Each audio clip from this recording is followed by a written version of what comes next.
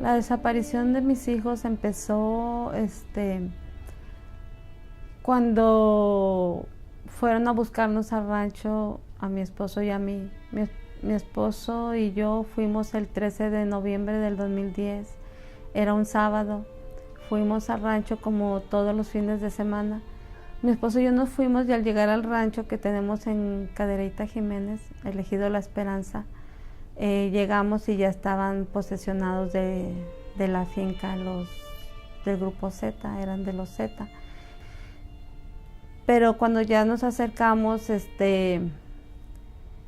las personas estas salen y nos encañonan con pistolas largas que traían láser.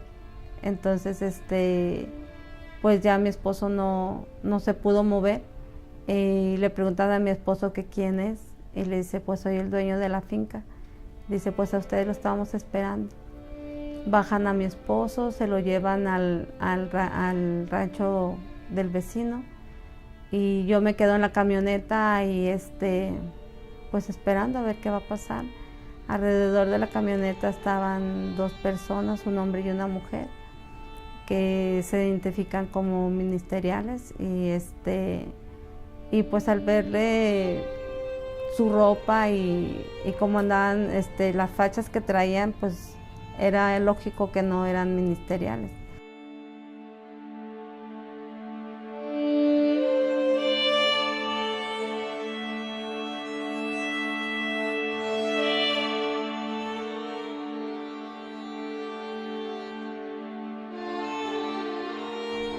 Y al no regresar y no tener contacto con nosotros, Jocelyn, mi hija Jocelyn Mabel y su novio Ángel y un empleado de mi esposo deciden ir al rancho a buscarnos.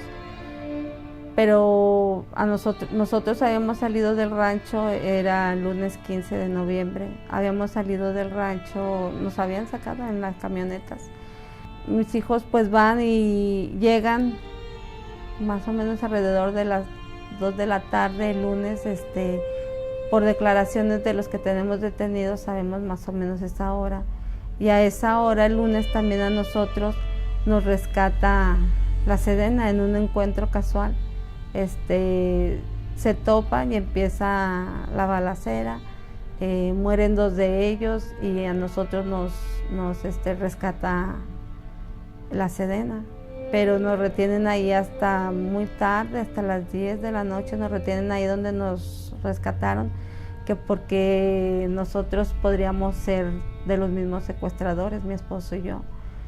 Hasta que nos llega el general, nos quitan las esposas porque nos traían esposados y les decimos que pues nos urge regresar a casa porque están secuestrados mis hijos, porque supimos que se los habían llevado a Jocelyn y a Ángel, porque cuando estábamos ahí que nos rescataron les dijimos, se quedaron parte de la banda, se quedó en el rancho, vayan. Y no querían ir, no nos quisieron prestar el teléfono para avisar a nuestros hijos que lo que estaba pasando. Entonces, tal vez si nos hubieran prestado el teléfono cuando de recién nos rescataron, no, mis hijos estuvieran aquí. Pero pues como dicen, el hubiera no existe y entonces llegan los soldados y al rancho de nosotros para ver si estaba todavía la banda. En eso llega mi cuñado y le dicen los soldados, ¿quién es usted? Dice, yo soy el hermano del dueño de la finca. Dice, vengo a buscarlo porque mis sobrinos me hablaron que no aparecen desde el sábado, no tienen contacto con ellos.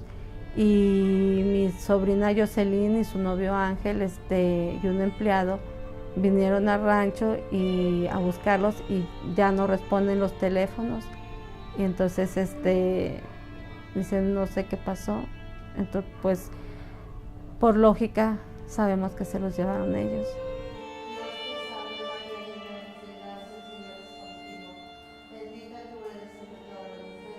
Porque la violencia la encuentras a la vuelta de tu casa. Santa María, Madre de Dios, ruega, Señora, por nosotros los pecadores. Estamos en este momento ahora y en la hora de nuestra en una guerra cruel. Es una guerra que nos quita libertades. Una guerra en donde todos hemos sido afectados. Una guerra en donde se ha perdido ese tejido social. En donde vivimos un día a día con injusticia. En donde se han perdido esos espacios de convivencia. Esos espacios para los jóvenes que, como ustedes saben, los hemos perdido. Nos estamos manifestando para reclamar justicia.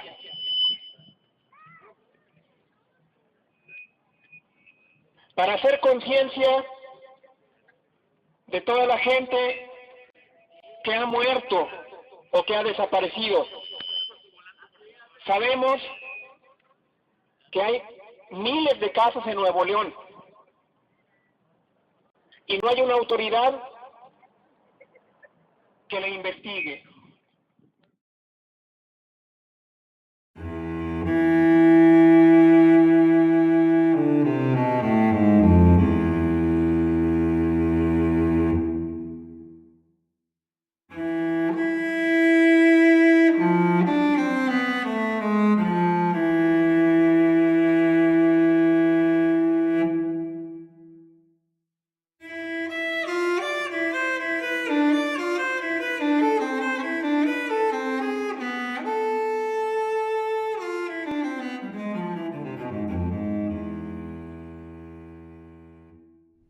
Y entonces pues los soldados nos informan y pues nosotros desesperados porque regresar a casa, empezar la búsqueda, pero nos dejan ahí retenidos hasta el día 16 a las 7:30 nos dejan libres, y eso de tanto insistir y insistir de que nos dejaran libres para buscar a nuestros hijos. Vamos a la Sedena, ponemos la denuncia. Ahí mismo en la PGR pusimos la denuncia cuando nos estaban cuestionando a mi esposo y a mí sobre la situación. Les decimos que a mis hijos se los llevaron los secuestradores que habían quedado ahí en el rancho, pero no hace nada. Y ya el tercer día, el día 18 de noviembre, bueno, mi hijo David desde el 15 que le hablaron sus otros hermanos, él se viene rápido. Y el 18 empiezan a negociar con él, porque no quiso que su papá negociara, porque hablaron los secuestradores y le dijeron a mi esposo, ¿te crees muy chingón? Le dijeron. Porque te rescató la Sedena, pero te voy a volver a pescar y vas a ver cómo te va a ir peor. Y entonces mi hijo no quiso ya que mi esposo negociara, dijo, no papá, déjame, yo hago la negociación. Entonces ya se pone de acuerdo para llevar la cantidad que le pedían. Le pidieron 80,000 pesos y las facturas de unos camiones que estaban en el rancho, de unos camiones de carga. Eran 8 camiones, y lleva las facturas y el dinero, y lo citan en una avenida de Guadalupe que se llama Eloy Cavazos. Esa carretera va a dar allá a Cadereyta. Entonces le dicen un lugar y le dicen no, síguele, y así se lo van llevando hasta que llega a la carretera libre Cadereyta Allende. Y ahí le dice a su papá, porque estaba monitoreándose con su papá, y ahí le dice a mi esposo, ¿sabes qué, papá? Me están pidiendo que apague los teléfonos, los voy a apagar.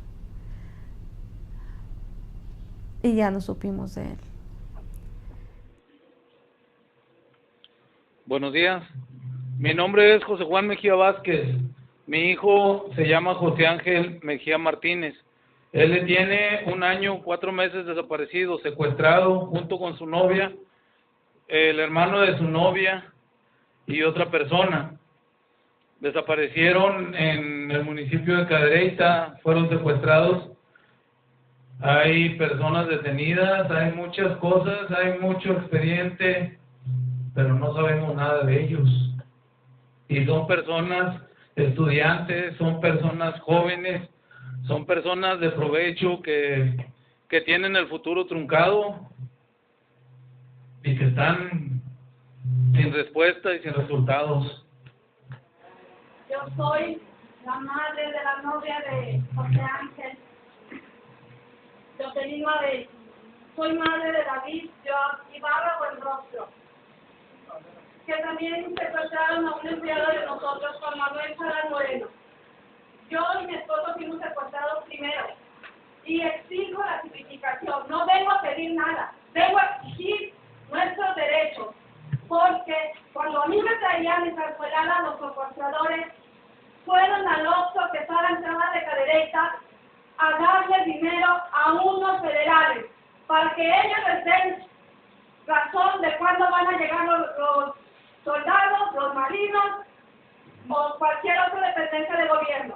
Yo exijo, no pido, porque no estamos para pedir, porque no nos están dando nada.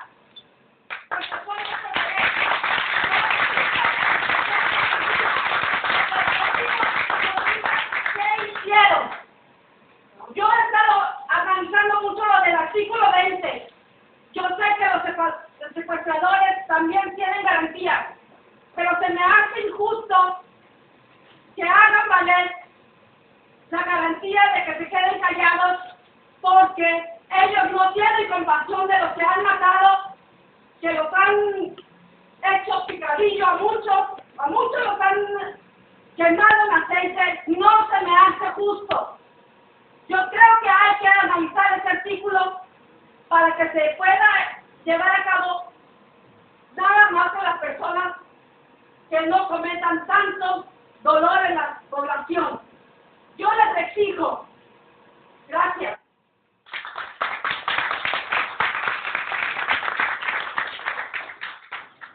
¡Vivos se los llevaron! ¡Vivos los queremos! ¡Vivos se los llevaron! ¡Vivos los queremos! ¡Vivos se los llevaron! ¡Vivos los queremos!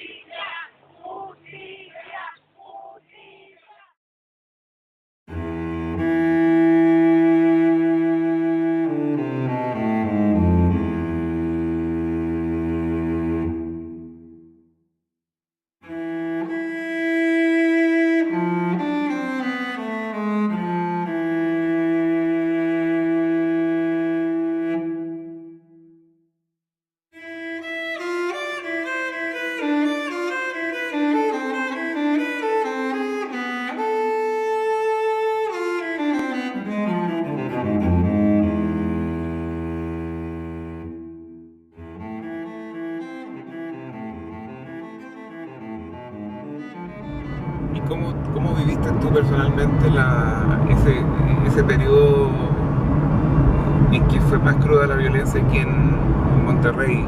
¿Eres estudiante? ¿Estabas estudiando? No, yo ya egresé hace muchos años de la universidad.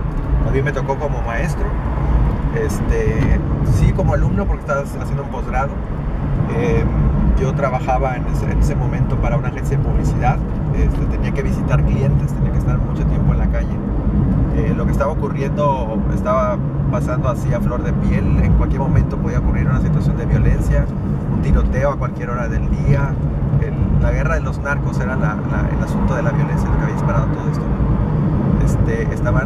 De noche las cosas se ponían mucho más graves. Las autoridades alertaban a la sociedad que no salieran a ciertas horas de la noche porque había mucho riesgo, pero no había ninguna garantía por parte del gobierno para decir vamos a arreglar esta situación porque estaba todo desbordado, ¿no? Inclusive los mismos cuerpos policiales estaban en una crisis tremenda porque había mucha denuncia de que estaban todos infiltrados o en el narco estaban muy infiltrados en los cuerpos policíacos, y eso ocasionó que desconfiáramos de todos. Había también ejecuciones de policías a luz de día en cualquier lugar, y empezaron a ocurrir cosas que ya pusieron a la comunidad en general en un riesgo constante. Los mismos medios también fueron presas de esa violencia porque hubo algunos atentados, algunos personajes de la televisión que fueron inclusive o secuestrados o ejecutados, y ya no podía darse crédito. Entonces, lo que seguía la sorpresa inicial de sorprendente que es lo que estaba pasando, que nos agarró a todos totalmente fuera de base, era que llegó un momento en que empezamos a normalizar la situación en la que ya a ver qué nos sorprendía más, ¿no? O sea, ya ciertos tipos de crímenes como una ejecución en una esquina parecía no ser una cosa seria, tan seria como cuando llegaban a un lugar y sacaban a una persona. Había muchas cosas que sí se mediatizaban, otras cosas que no, pero que te enterabas por el movimiento de la gente, el aviso de la gente. Entonces fue una cuestión bastante caótica. Los mismos alumnos de la Universidad Autónoma de Nuevo León, del sistema TEC también, murieron en situaciones de fuego cruzado, en situaciones que no debieron nunca de ocurrir. Y estábamos todos presa de eso y no había una respuesta contundente por parte del gobierno para decir, vamos a solucionarlo y esto no vuelve a pasar. Bueno, fue muy difícil, fueron momentos muy difíciles. Estoy contándolo esto porque libré esa parte, digamos, de no ser parte de las estadísticas, pero hace un par de años me tocó estar en un grupo de investigación por iniciativa de unos maestros de la Universidad de la Autónoma, donde hablamos sobre ciudad y violencia, y tuvimos oportunidad de platicar con algunos familiares de víctimas de situaciones de violencia, desaparecidos, asesinados, acribillados, etc. Y contaron sus condiciones, ¿no? de cómo se habían acercado a las diferentes instituciones del gobierno para pedir no ayuda porque ya no había nada que hacer, puesto que había gente ya fallecida, sino para también aclarar ciertas condiciones de lo que estaba pasando con la gente, con esas personas, cómo habían desaparecido, la forma en que estaban registrados en las actas de defunción, etc. Y era muy triste porque todos contaban exactamente la misma situación. Había una indolencia por parte del gobierno, poca respuesta, mucha burocracia, cierta arrogancia inclusive por ciertos personajes de las instituciones, y era muy complicado, ¿no? Era como ver la situación crítica, pero ya desde el otro lado, no desde el lado de nosotros como posibles víctimas, tratando de evitar el momento trágico, un momento desagradable, sino desde el punto de vista de alguien que ya vivió un viacrucis, tratando de encontrar paz a partir de la justicia que se pudiera hacer con sus familiares, ¿no? Entonces fue muy complicado.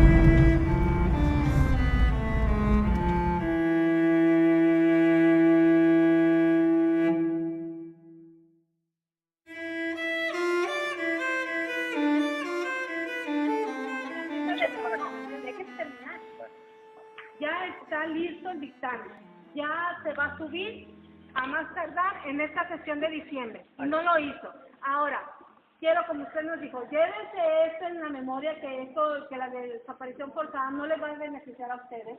Quiero que se lleve también usted en la mente que también nosotros los ciudadanos tenemos derecho a pedir una ley, y ustedes, que son nuestros empleados, porque de nosotros reciben sus salarios todos los que trabajan en el municipio, ustedes tienen que protegernos y que escucharnos a nosotros, no al que le va a dejar un puesto más arriba, porque es lo que buscan todos. Nosotros tenemos que escuchar a todos los ciudadanos, no solo a ustedes. A todos los ciudadanos. Le pediría una muestra más de voluntad, que dice que nos está apoyando. ¿Está dispuesto a subir un punto de acuerdo donde el legislativo de Nuevo León exhorte a las fuerzas federales a investigar estos casos? Sí, ¿Sí? mucho gusto. ¿Cuándo lo sube? En el próximo periodo nada más pásenme los casos y hacemos un exhorto respetuoso, claro que sí, para que se investiguen todos los casos. Les quiero advertir, por eso les hablo del tema de averiguaciones. Miren, con todo el respeto, a mí no me gusta ventilar casos individuales, pero ustedes lo presentan.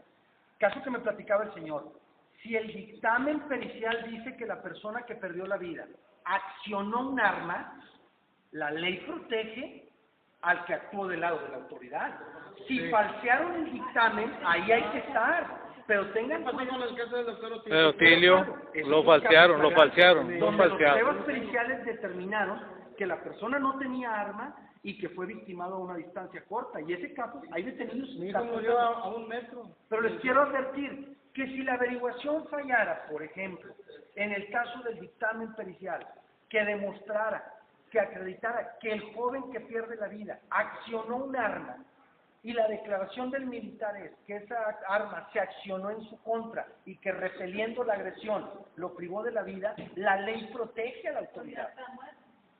Pero es que se los quiero aclarar para que se den cuenta de lo complejo que es el asunto y donde se termina resolviendo es en las averiguaciones.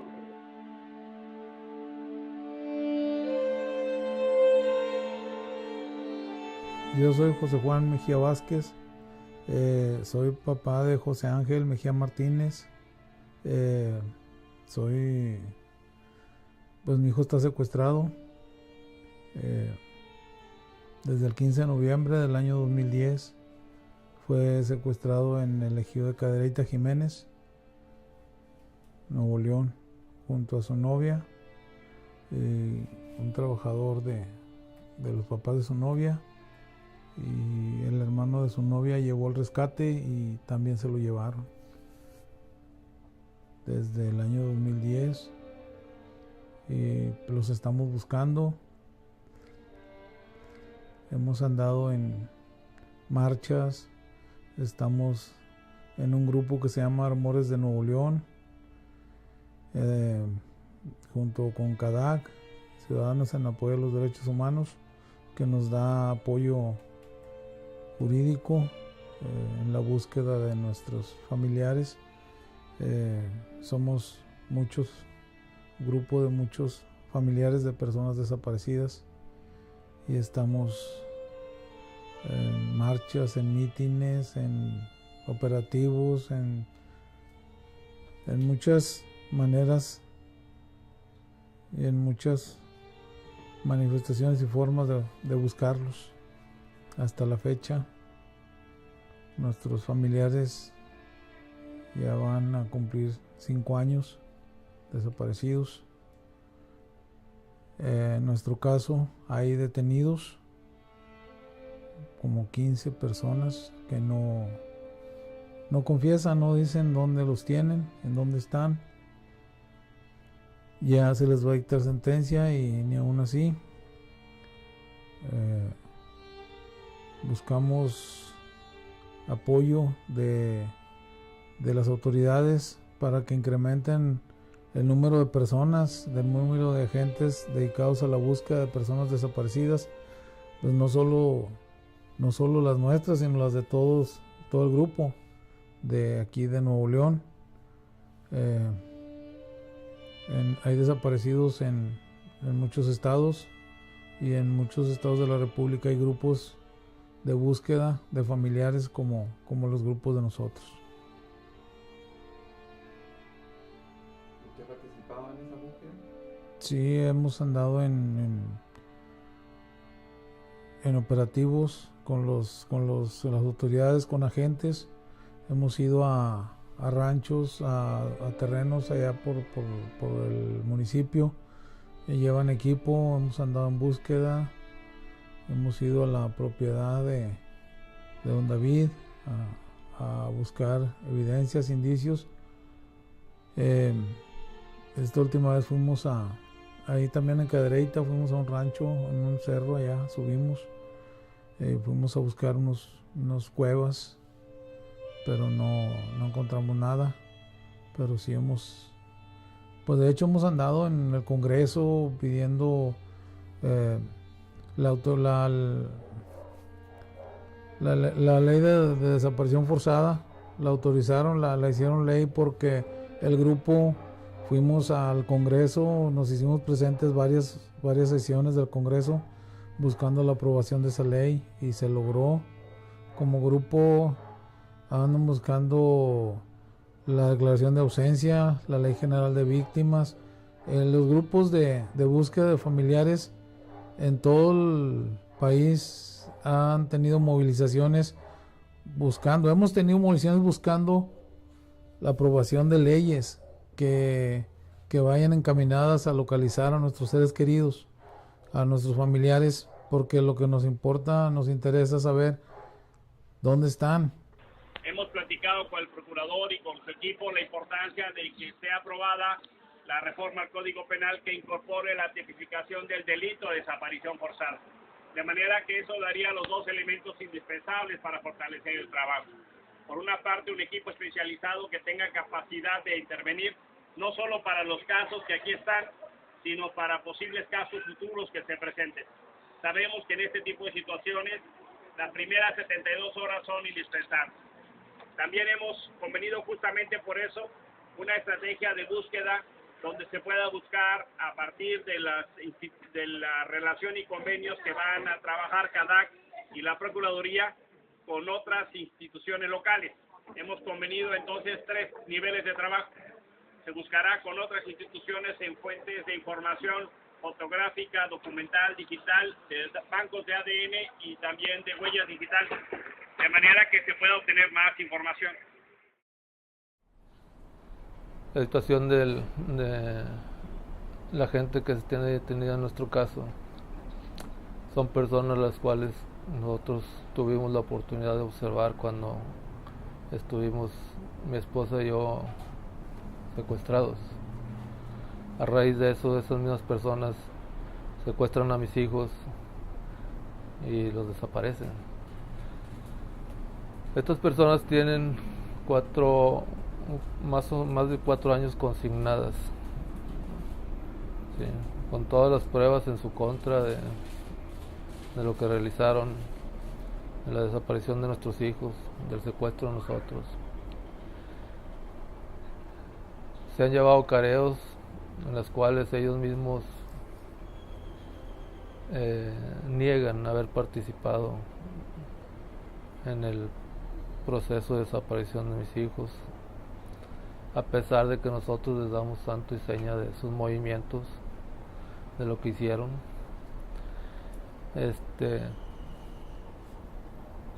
Pruebas de llamadas telefónicas que hicieron del teléfono de mi hija, pruebas de que se les quitó la camioneta de mi hija a la esposa de uno de ellos. Niegan rotundamente su participación, a pesar de todas esas pruebas que tenemos en contra de ellos. No ha habido una respuesta de ellos, no hemos obtenido nada, o sea, el por qué, no sé. Estarán, como le dije, amenazados también, no sé. Se está ofreciendo una recompensa por dar informes del paradero de nuestros hijos. Ya se les dijo en careos a ellos, se les mostró la recompensa que está ofreciendo la Procuraduría del Estado de Nuevo León, y ni aún así ellos quieren aportar datos de qué hicieron con nuestros familiares. Es una situación pues muy triste y te sientes impotente. El carear a la gente que te desapareció, que te quiso matar. Con el caso de nosotros ya nos llevaban a matar, o sea, y luego que nieguen de que no, que ellos no, o sea, después de que los viste, de que los tuviste enfrente, 2 metros de distancia, que los observaste, todavía se nieguen a decir que participaron en la desaparición de nuestros familiares.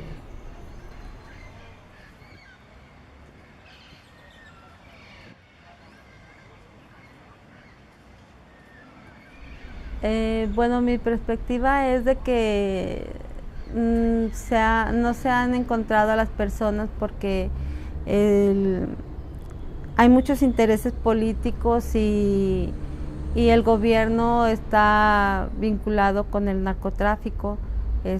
Como le decía, es un secreto a voces de que gobernadores pasados han estado con negocios con los narcotraficantes, e inclusive que uno de ellos fue el que les dio pie para que entraran de lleno con los ciudadanos. Y también se disparó más porque iba a haber cambio de gobierno. Entonces quisieron amedrentar a la ciudadanía. Quisieron decir, no, pues si vuelves a votar por el mismo partido, mira lo que está pasando, una guerra con el narcotraficante y se están desapareciendo personas, entonces te conviene cambiar de gobierno. Esa fue una estrategia del gobierno para asustarnos a los ciudadanos, y también porque no quieren que el mundo se entere la realidad que vive México, porque yo he sabido ahora de que he andado en otros estados y he conocido más personas que me han dicho que en Alemania, en Francia, piensan que México es un paraíso.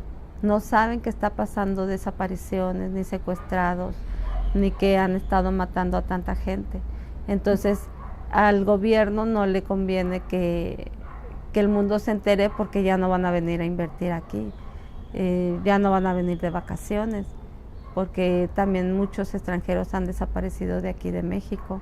Entonces, por eso no quieren hacer visible la problemática, y pues también porque no le dan prioridad en gastos a lo que es lo judicial, porque hay un grupo de agentes especializados para la búsqueda de los desaparecidos, pero son 10, 15 miembros los que andan para todo Nuevo León, entonces no alcanzan a cubrir todas las áreas para encontrar a los desaparecidos.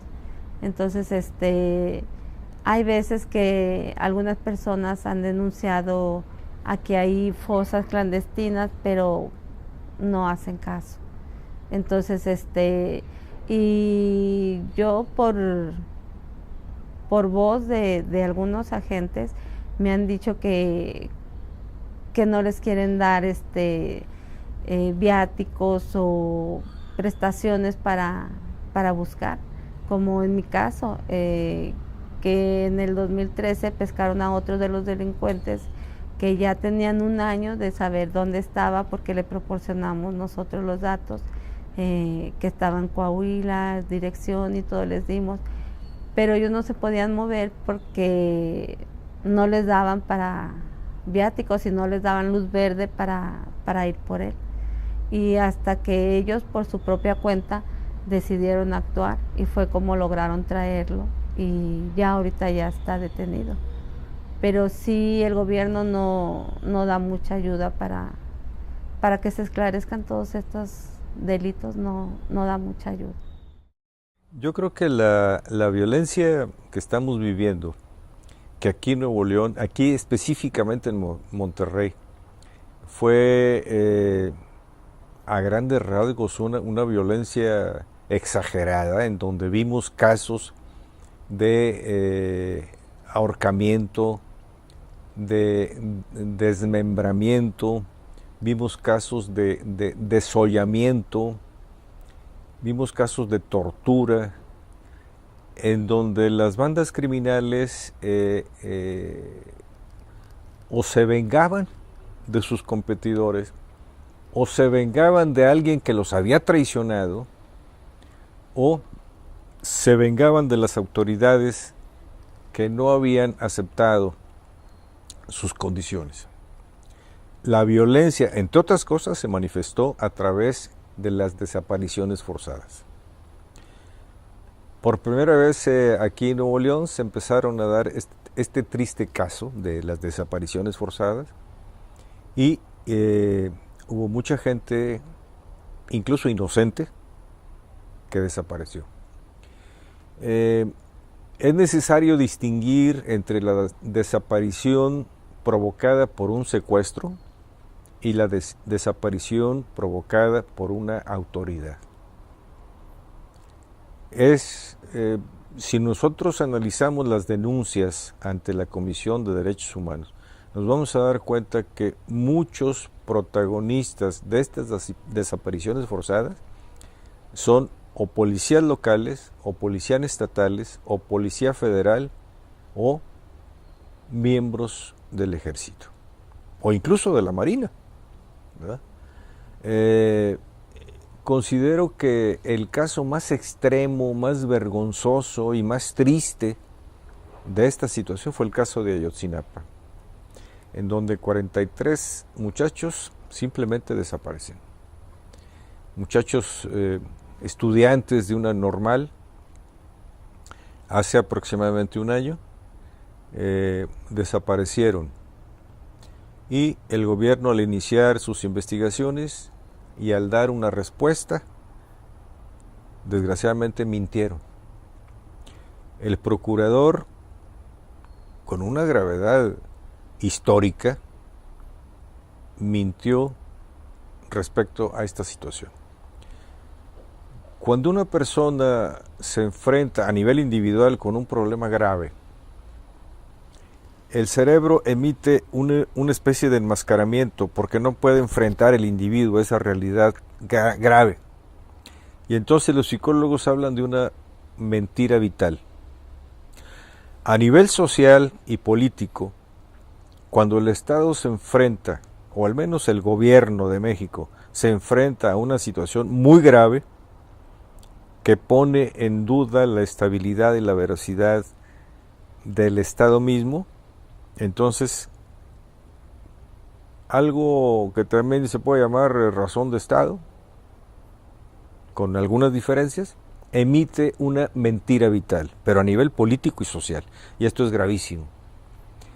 Que el procurador de justicia haya mentido respecto a este vergonzoso caso es algo muy grave. Pero lógicamente, al analizar este caso y al ver el concepto y la explicación de lo que yo llamo la mentira vital, no hay otra explicación lógica de que el Estado mintió porque está encubriendo y protegiendo a políticos importantes y a altos mandos militares. Ahí, en Guerrero, existía el 27 Batallón de Infantería. No se daba cuenta el batallón de infantería de lo que estaba pasando ante tantas fosas clandestinas que se encontraron después. Yo creo que es inaceptable esta explicación de que no se hayan dado cuenta. La historia, si uno ve la historia del narcotráfico en México, que empieza hace aproximadamente 100 años, nos vamos a dar cuenta de que no solamente los políticos estaban inmiscuidos en todo esto, desde un principio, sino también mandos militares. Creo yo que una de las variables que no debemos descartar es la violencia institucional. La violencia institucional en donde nos hace ver que la mitad de la población padece algún grado de pobreza, y aproximadamente entre el 10 y el 15% un grado de pobreza extrema. Esto no explica la criminalidad, pero sí explica una de las razones fundamentales que yo llamaría un factor de riesgo para que surja una violencia enfrentada a la violencia que yo llamo institucional. Lo que le dejó Calderón a Peña Nieto, los 25,000 desaparecidos en todo México. Y aquí está otra nota donde dicen que los desaparecidos, las víctimas tienen de 24 a 35 años, y efectivamente son puros jóvenes que están desaparecidos. Es rara la persona que tiene más de 35 años que esté desaparecida. Y son recortes de, pues todos estos recortes de los diarios, principales diarios de aquí de Nuevo León, en las cuales han hecho reportajes de los desaparecidos que están en Cadac. Son puros recortes de los compañeros. Allá estos 4 personas fueron 4 muchachos que desaparecieron de allá de Villa Juárez. Los desaparecieron, los agarran los policías de Juárez y los entregan al crimen organizado, y desde entonces no se sabe de ellos.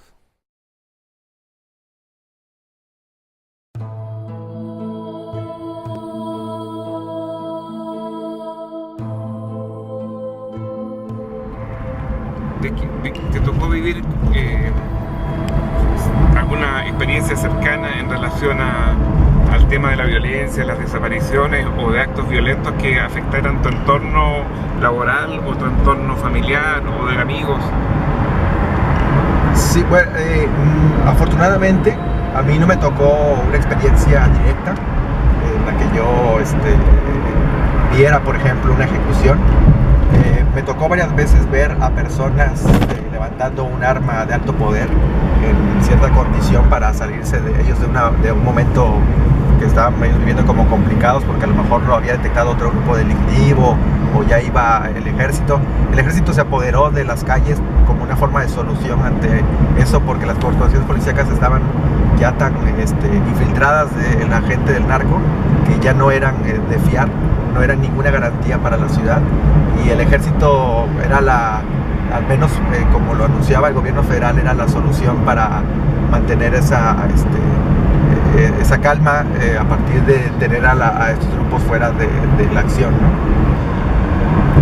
Yo pienso que una de las circunstancias por la cual la violencia se asentó en esta zona es por la cercanía a los Estados Unidos. Esta es una zona muy próxima a un estado, que es el estado de Tamaulipas, que se le conoce como zonas de trasiego, es decir, es donde pasa la droga. Aquí no se produce, aquí no hay sembradíos, no hay forma en que la gente procese en general todas las formas sintéticas en las que se produce la droga, pero es por donde pasa, puesto que es la entrada a los Estados Unidos, y entonces se convirtió como en un muy buen lugar para poner una especie como de oficina, pienso, donde pudiera haber más control con respecto a lo que estaba pasando con respecto a la droga. Y entonces la cuestión es que ese tipo de negocios o ese tipo de ilegalidades conllevan al crecimiento económico de mucha gente, de un dinero que es muy fácil de obtener en grandes cantidades. Y entonces empezaron también no solo a vivir y operar aquí, sino también a convivir con la ciudadanía, sobre todo en las zonas ricas de la ciudad, a poner sus residencias, y no se denunció nunca nada, porque creo que muchas de cosas son bastante evidentes cuando ocurren, y no hubo algo que los detuviera, y entonces eso hizo que lo que no estaba prohibido pues está permitido.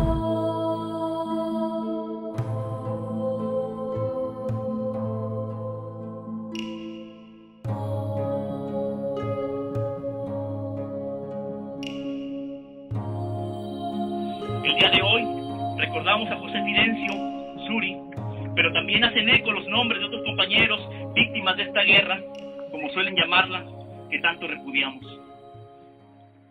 Víctor Castro Santillán, estudiante de intercambio en la Facultad de Psicología, secuestrado y asesinado en abril del 2010. Lucila Quintanilla Ocaña, estudiante de la Facultad de Artes Visuales, asesinada en un tiroteo en la Plaza Comercial Morelos en octubre de 2010. Raúl Javier Villarreal Martínez, Facultad de Arquitectura, asesinado en el fuego cruzado de una balacera en marzo del 2011.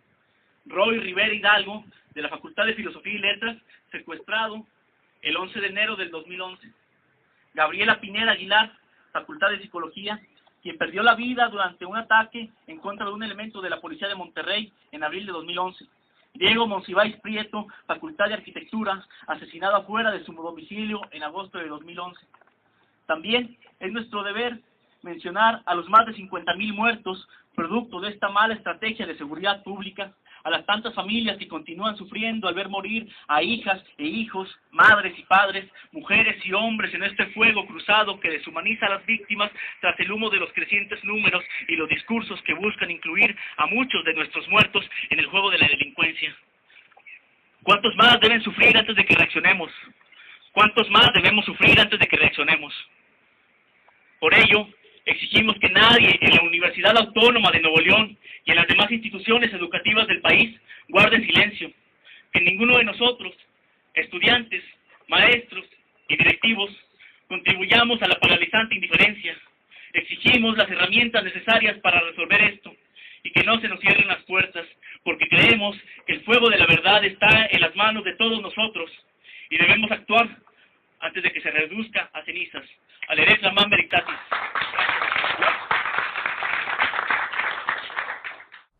Yo creo que la incursión del Ejército y la Marina se resolvió porque el presidente Calderón se dio cuenta de la corrupción y de la infiltración de las policías a todos los niveles.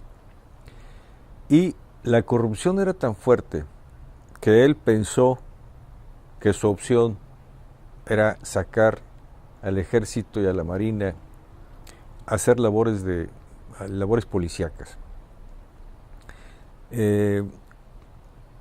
Si nosotros nos preguntamos cómo es posible que el Chapo Guzmán haya salido en 2 ocasiones de cárceles de alta seguridad, entre comillas, ¿verdad? Tenemos que admitir que aparte de su inteligencia, es un gran empresario, un empresario criminal, pero es un gran empresario. El Chapo Guzmán está en 52 países en los 5 continentes. Esto representa o nos explica que para que el Chapo funcione necesita corromper a mucha gente en esos 52 países. Y eso implica que, bueno, pues empezó por corromper a la gente de nuestro país. Pero no solamente a los pobres policías municipales, que es el eslabón más vulnerable, ¿no?, de esta cadena que sube hacia arriba, ¿no? En realidad yo creo que estos grupos son, a lo mejor podríamos llamarles mafias, ¿no?, porque incluyen no solamente policías, sino políticos que en algunas ocasiones son encumbrados. No solamente alcaldes, sino gobernadores, sino que han podido corromper a gente en todos esos países de los 5 continentes. Entonces, volviendo a la cuestión de los militares y los marines, yo creo que poco a poco se han ido desgastando. Y yo creo que la famosa mentira vital fue precisamente para proteger esa parte, esa carta, diría yo, esa última carta que el gobierno en turno tiene para enfrentar el crimen organizado. Si esa última carta le falla al gobierno, ¿a quién van a acudir? Esta es la casa de Jocelyn. Es una casa que ella con muchos esfuerzos estaba pagando al banco. Desgraciadamente le sucede esta tragedia, desaparece y se deja de pagar las mensualidades al banco. Ahorita traemos problemas bancarios porque el banco se la quiere despojar de su casa. Yo alego al banco que ella no dejó de pagar por gusto, dejó de pagar por negligencias del mismo gobierno que tenemos, el gobierno irresponsable que no nos supo dar la seguridad a la cual está obligado. Ahorita estamos en litigio contra la institución bancaria por lo mismo, porque nos quiere despojarle su propiedad a mi hija. Ya nos arrimamos a la institución no quiere darnos vamos a hacernos una propuesta de pagos, y nos dice que no quiere hacer propuesta de pagos porque pues yo no soy el titular del crédito, pero sí quiere la institución que le pague todo el adeudo de una sola exhibición. Ahí sí soy titular y soy todo lo que corresponde para ellos. O sea, no nos estamos negando a liquidar. Desgraciadamente esta es la otra casa de mi hijo. Y pues vamos a ver qué resulta. Esta es la casa de David, es la que están juntas las dos casas. Se tumbó la pared para que ellos estuvieran comunicados. Y todo eso que se ve ahí, esas sillas, todo, era del negocio de mi hija, esas mesas. Era el negocio de mi hija y de Ángel, su novio, el cual estaban, pues ellos prácticamente ya lo tenían bien iniciado el negocio. Ya tenían sus clientes, y pues de ahí ellos generaban ingresos con los cuales se pagaban sus estudios para terminar los estudios de Ángel, y tanto de Ángel como de ella. Desgraciadamente todo quedó pues prácticamente en ruinas. O sea, ya no pudimos seguir con el negocio porque pues en primer lugar por lo sucedido, y en segundo lugar pues ya el mobiliario se echó a perder porque pues quedó a la intemperie, o sea, tanto tiempo, y ahorita pues no se ha podido recuperar. ¿Sí? Como le digo, eso es parte del mobiliario que ellos tenían. Mucho mobiliario se perdió porque ellos tenían rentado bastantito mobiliario cuando sufrieron la desaparición, y la gente a la cual le habían rentado ese mobiliario pues ya no lo regresó. Esta es la casa de David. La casa de David pues prácticamente está abandonada. Esta casa fue saqueada por los delincuentes también. Le robaron pues prácticamente todo lo que tenía aquí adentro. Ahorita se usa,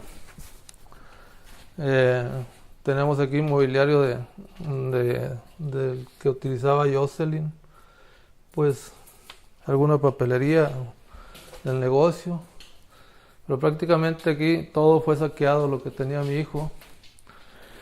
Esta casa también el banco se la quiere, si gustas, se la quiere expropiar, se la quiere quitar a mi hijo. O sea, no, igual está en litigio, al igual que la de mi hija Jocelyn.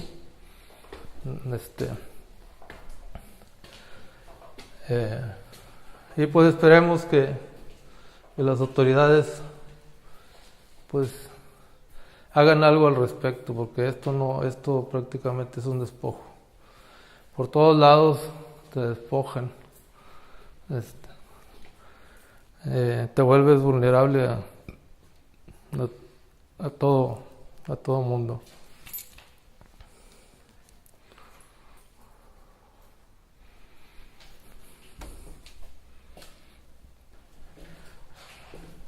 Esta propiedad ¿Y no llegaron a un acuerdo con el banco? El banco no está cerrado a la negociación. O sea, el banco quiere todo el dinero de una sola exhibición.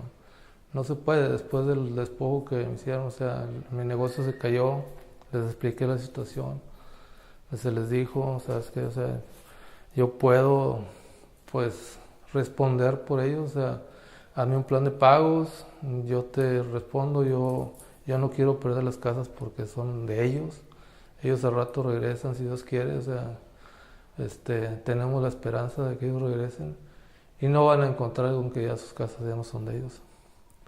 Ahora, no te las estoy pidiendo regaladas, o sea, te estoy diciendo que yo te las pago.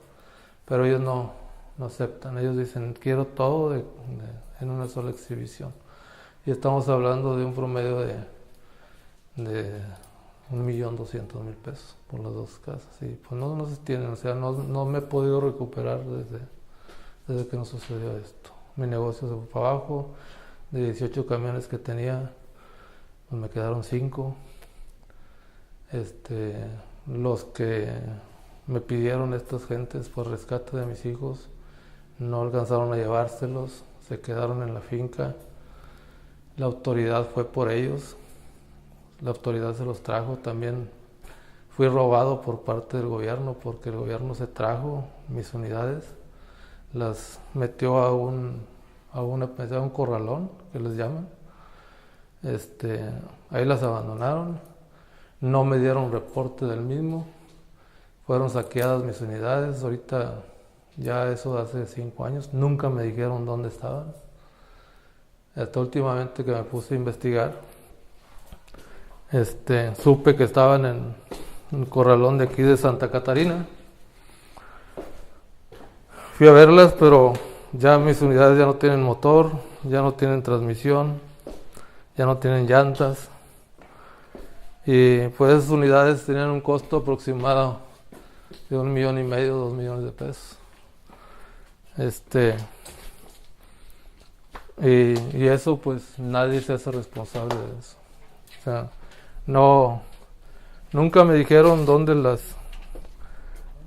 se las trajeron, y no tenían por qué haberlas sacado de mi propiedad. Desgraciadamente, pues son las autoridades que tenemos. Es la corrupción que tenemos, es la impunidad que tenemos en este país. Hay una insensibilidad política de nuestras gentes, de nuestros políticos. La única posibilidad en México de que esto cambie es que el ciudadano se organice y exija a las autoridades. Repito una frase muy manida, en el sentido de que la política es tan importante que no se le puede dejar a los políticos. Hay que actuar, hay que intervenir, hay que exigir. Acaba de pasar un gobierno aquí en Nuevo León, un gobierno del estado, no solamente corrupto, sino cínico. El gobernador y su familia se hicieron millonarios a costa del erario del estado. Pero toda esta podredumbre sale hasta el final del sexenio. Entonces yo me pregunto, ¿qué pasó? ¿Por qué hasta el final? Y volviendo a lo que te decía sobre la organización ciudadana, esto tiene que hacerse desde el principio.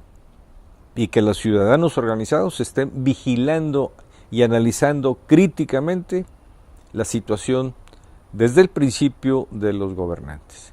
Mientras eso no se dé, mientras el ciudadano no surja, no se organice, no sea, esta situación no va a cambiar. A veces digo yo, no sé de quién es la frase, pero si alguien, en México es imposible, no hay razón, en México no hay razón para no robar. Entonces el grado de impunidad aquí en nuestro país es del 98% o más. Un criminal ya sabe que tiene un 2% de posibilidades de que lo pesquen, de que lo agarren, ¿verdad? Y un 98% probabilidades de que no le pasa nada. Ese es otro de los puntos débiles de nuestro sistema. Mientras el Estado no se fortalezca, aparte de la organización ciudadana, mientras el Estado no se fortalezca, no fortalezca sus instituciones y no organice efectivamente la procuración de justicia, esto no va a funcionar. Que la procuración de justicia efectivamente procure la justicia y no promueva la impunidad.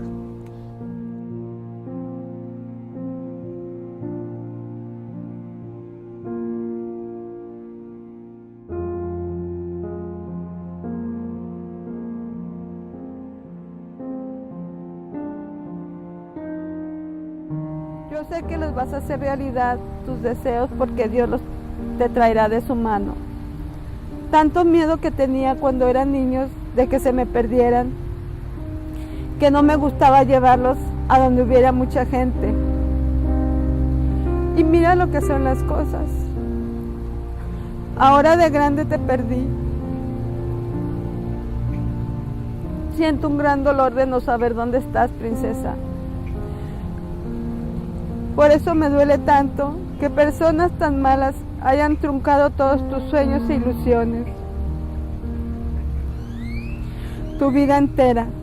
Como quisiera que esta Navidad y todos los demás días estuvieras con nosotros. Al verte te comería besos, te abrazaría, que hasta me dolerían los brazos y a ti el cuerpo de tan fuerte que te abrazaría.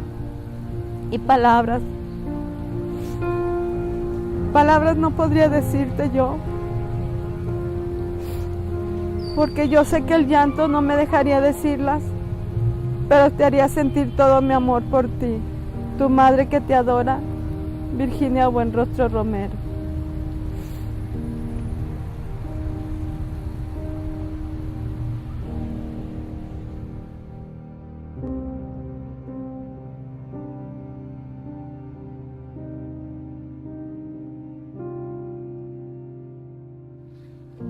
Quería él hacer muchas cosas. De hecho, cuando sucedió esto, a mí me estaba yendo mal en mi negocio. Él me daba ánimos. Siempre me dio ánimos para crecer. Y desgraciadamente no pudimos, o no se pudo ver eso. Él me decía, ánimo, papá, nos va a ir bien. Yo te aseguro que nos va a ir bien, vas a ver. Pero tenía el incentivo de ellos. Desgraciadamente, se acabó todo y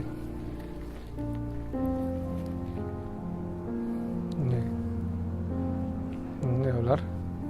Esperamos nada más un milagro de Dios, de que ellos estén con bien y algún día regresen.